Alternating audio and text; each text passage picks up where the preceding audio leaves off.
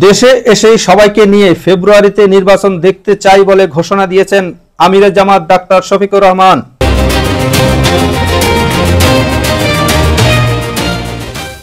সুপ্রিয় দর্শক, আসসালামু আলাইকুম। আজ মঙ্গলবার 4 নভেম্বর 2025। বাংলাদেশ জামায়াতে ইসলামীর আমির ডাক্তার শফিকুর রহমান বলেছেন, আমাদের মধ্যে মতানৈক্য থাকবে, তবে দোয়া করেন মতবিরোধ যেন না হয়। মতের ভিন্নতা থাকবে, এটাই গণতন্ত্রের সৌন্দর্য। এটার জন্য এখানে বিরোধ লেগে গেছে অথবা দেশ একেবারে অস্থির হয়ে গেছে, আমরা এইটুকু চিন্তা করতে রাজি নই।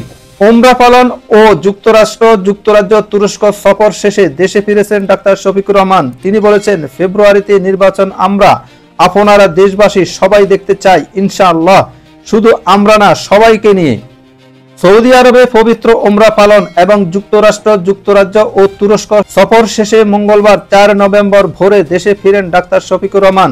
ভোর 5:30টায় হযরত শাহজালাল আন্তর্জাতিক বিমানবন্দরের ভিআইপি লাউঞ্জে দলটির নেতাকর্মীরা তাকে ফুলের শুভেচ্ছা জানান। এর এক সংক্ষিপ্ত প্রেস ব্রিফিংয়ে তিনি এসব কথা বলেন। তিনি বলেন, আমরা বলেছি প্রবাসীদের সবচেয়ে বড় অধিকার ভোটাধিকার এতদিন ছিল না। এ দাবি সবার আগে আমরা তুলেছিলাম এবং এ দাবি আমরা ছেড়ে দেইনি। আমরা এ দাবি নিয়ে প্রধান উপদেষ্টা ও নির্বাচন কমিশন সহ গুরুত্বপূর্ণ সকল জায়গায় প্রবাসীদের হয়ে কথা বলেছি। আমরা সরকার এবং নির্বাচন কমিশনকে ধন্যবাদ জানাই। এই প্রথমবারের মতো ব্যাপক ভিত্তিক আমাদের প্রবাসীদেরকে ভোটার করার উদ্যোগ নিয়েছেন, কিন্তু সেখানে কিছু সমস্যা রয়ে গেছে। ভোটার হওয়ার জন্য অক্টোবরের 30 তারিখ পর্যন্ত সময় বেঁধে দেওয়া হয়েছিল। এজন্য যে সফটওয়্যার ইনস্টল করা হয়েছে তা প্রপারলি ফাংশন করেনি, যার কারণে আগ্রহ থাকা সত্ত্বেও অনেকেই ভোটার হতে পারেননি। আমাদের দাবি থাকবে নির্বাচন কমিশনের কাছে কমপক্ষে আরও 15 দিন এই সময় বর্ধিত করা হোক এবং যে জটিলতাগুলো রয়েছে সেগুলো সহজ করে তাদেরকে ভোটার হওয়ার সুযোগ করে দেওয়া হোক। বক্তব্য শেষে সাংবাদিকদের বিভিন্ন প্রশ্নের জবাব দেন ডাক্তার শফিকুর রহমান।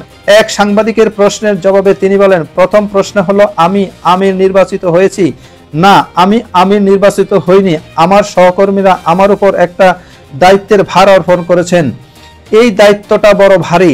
আপনারা দোয়া করবেন দেশ এবং দিনের জন্য এই দায়িত্ব পালনে আল্লাহ যেন আমাকে সাহায্য করেন, আর পাশাপাশি আমি আপনাদেরও সহযোগিতা চাই। এর মধ্যে মতানৈক্য হোক, তবে দোয়া করেন মতবিরোধ যেন না হয়। মতের ভিন্নতা থাকবে, এটাই গণতন্ত্রের সৌন্দর্য। সব দল তো এক দল নয়, সবগুলা দল ভিন্ন ভিন্ন, তাদের দৃষ্টিভঙ্গিতেও কিছু পার্থক্য থাকবে, এটাই স্বাভাবিক।